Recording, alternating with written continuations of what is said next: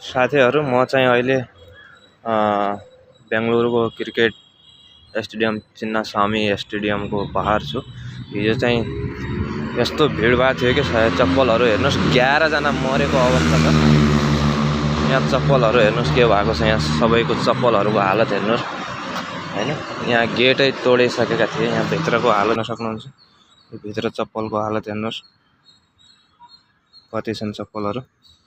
यहाँ गेट बाहिर हेर्नुस् जुत्ता चप्पलहरु कसैको पनि यहाँ चाहिँ राम्रोसँग छैन। हालतै डाउन छ। कसको के हो सब यहाँ सत्यानाश भएको अवस्था छ। त्यो गेट हो त्यो भित्र चाहिँ त्यो हालतमा छ कि पत्तै।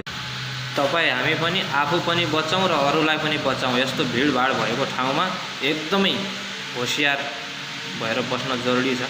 सानो गल्तीले गर्दा सानो खुसीले गर्दा हैन आफ्नो ज्यान अरूको ज्यान जान सक्छ। गइसकेका पनि छन् उदाहरणहरु छ।